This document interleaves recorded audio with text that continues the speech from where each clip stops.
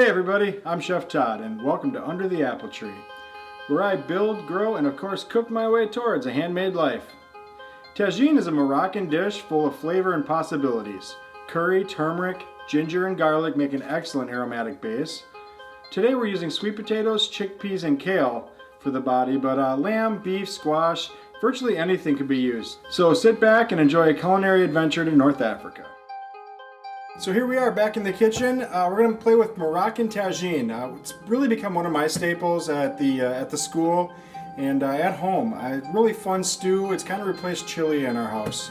One of the biggest keys to it though is we have all these beautiful spices we're going to use, but we want to make sure we toast them up nice. So as we get over to the stove, I'll show you how to do that, and we'll make sure we grind up the whole seeds, because few people like a full crunch of a whole coriander seed. First we need to prep our veggies though, so we're going to clean up our garlic, dice our onions, peel and dice our sweet potatoes, and then clean up our kale a little bit. So cracking it like that just opens up the skin a little bit, and then it comes apart like nothing. Cut off that end there.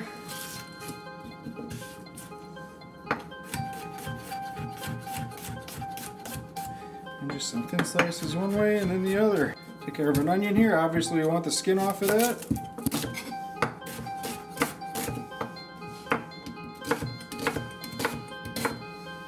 Here's some beautiful sweet potatoes here. We're going to peel these up. I was just talking to a friend of mine the other day and talking kitchen war stories, and our great director Ross is actually the best potato peeler I've ever seen. We used to work at a place where we'd do $20,000 to $30,000 in a weekend, and he'd have to peel a whole heap of potatoes. And a note on tools: there's a bazillion peelers available these days. This is the only one that I will use. Is Grandma's old one from how long ago? Because none of them work as good as these simple stainless steel ones.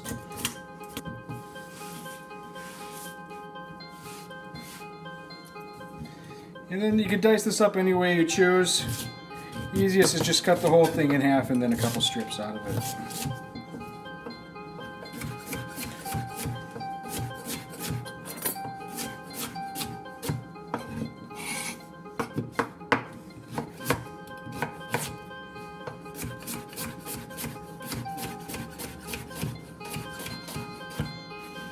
So you're there, and then we have this flat leaf kale that we're using. Super easy to clean up. If you go against the way the stalk goes, peel it a little bit that way, it's going to come off really simple, and you just got to pull a little bit of the top off.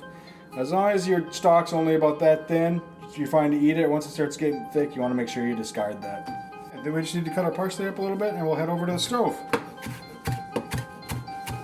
Get the leaves off as much as possible, discard the stems, save those for compost or for some stock.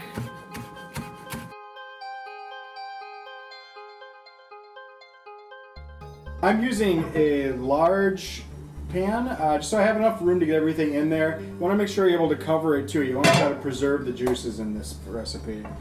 So we have our coriander, our red pepper, our cumin, our curry, a little bit of ginger, cinnamon, and some black pepper. And that's all going to go in there. This pan's been preheated a little bit, so everything's hot already. And we're going to cook this for about 3 to 5 minutes till it starts smelling nice and pungent. You get those aromatics going. And all it's going to do is kind of soften the flavor and really help our final product a little bit. You can smell our coriander starting to pop already. That happened very fast. So we're going to get our oil in there and keep rolling ahead here.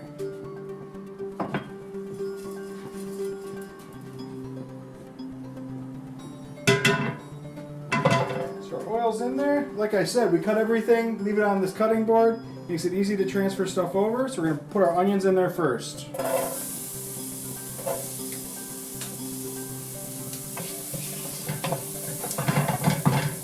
The white color of the pan, just to explain, something that looks a little different, is that new ceramic style non-stick coating.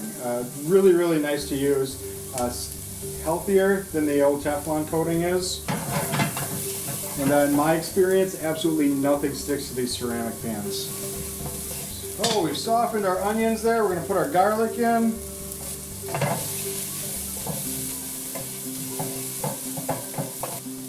And then once that garlic softens up a little bit, we're going to put our tomato paste in and kind of let that brown almost blacken up. We're going to caramelizing it to bring out the sugars. This is one of those dishes you have to make it for no other reason, just to experience the smell that we're in right now.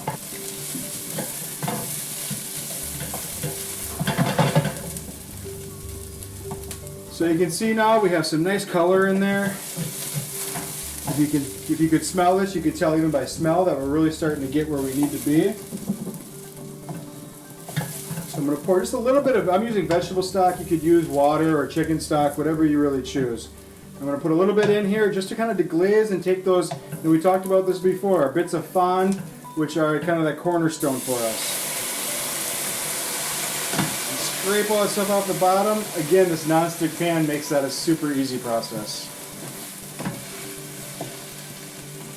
So that's a good base for us right now. What we need to add in there yet is our body. We have our chickpeas, our sweet potatoes, and the kale. The kale we'll put in right towards the end. Let's get our sweet potatoes in there because those will take some time.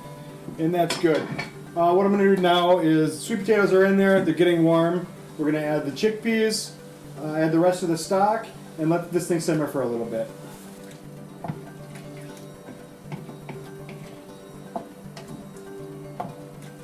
So everything's in there now. We're going to cover this up, check it maybe every 5 minutes or so, and let it cook for about 20 minutes until those potatoes soften up and are tender to, are fork tender. So we've been going for about 12 minutes now. Stirred this a couple of times. Let's see where we're at. Add our greens and our orange. Oh, it just smells divine. All those spices. So we're going to zest and juice an orange.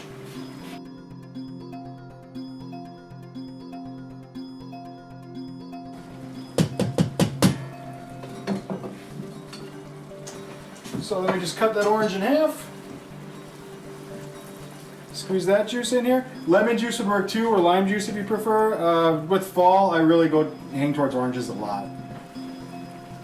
Got the rest of our kale here. Tear it up a little bit more, just make sure it's in bite-sized pieces for us.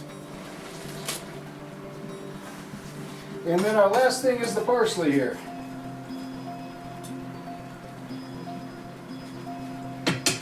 Again, especially if I was using lemon or lime, I would probably put a little bit of cilantro in here too.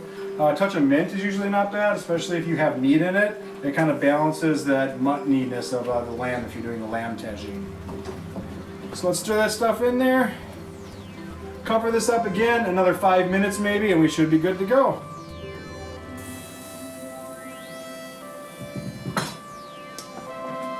Beautiful. Some nice color in there. The orange is really starting to meld with those warm spices. It really smells great right now. Let's dish one up and see what we got.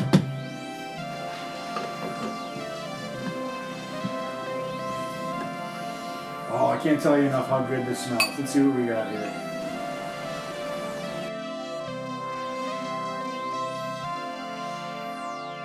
Oh, that is fantastic. I think I'm going to sit down and have a bowl with the crew here. But thank you so much for hanging out. Remember to follow us on Twitter at Apple Tree Show. Subscribe and comment below. And we'll see you next time under the apple tree.